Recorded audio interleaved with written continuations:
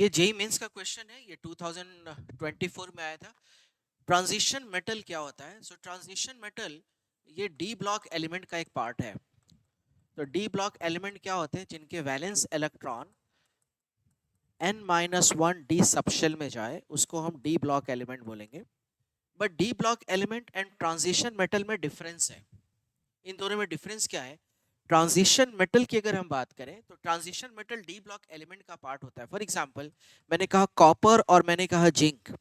तो कॉपर का जो इलेक्ट्रॉनिक कॉन्फ़िगरेशन है वो है आर्गन 3d10 4s1 और जिंक का इलेक्ट्रॉनिक कॉन्फ़िगरेशन है आर्गन 3d10 4s2।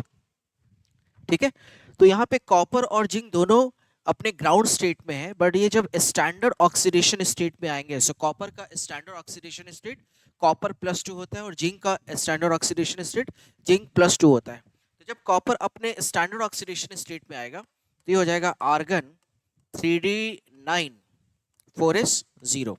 ये आ जाएगा आर्गन 3d, क्योंकि जिंक +2 के फॉर्म में एग्जिस्ट करेगा, ये 4s0। तो आपने क्या देखा कि यहाँ पे ground state and standard oxidation state, इन दोनों केसेस में ग्राउंड स्टेट का डी ऑर्बिटल तो कंप्लीटली फिल्ड है, बट स्टैंडर्ड ऑक्सीडेशन स्टेट का डी ऑर्बिटल कंप्लीटली फिल्ड नहीं है।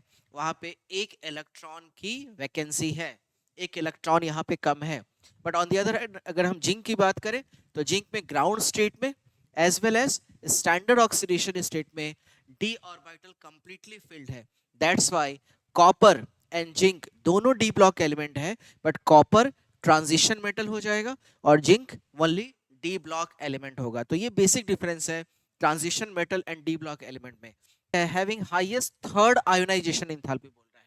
सो आयोनाइजेशन एंथैल्पी उसी का हाईएस्ट होगा जिसमें से इलेक्ट्रॉन विड्रॉ कर पाना डिफिकल्ट की बात करें तो क्रोमियम का इलेक्ट्रॉनिक कॉन्फ़िगरेशन होता है आर्गन 3d, ठीक है, 3d5 4s1। क्रोमियम है 3d5 4s1। ठीक है, मैग्नीज की बात करें सो मैग्नीज का है आर्गन 3d5 4s2। ठीक है, vanadium is argon 3d3 4s2 and iron is argon 3d6 4s2, 3d6 4s2।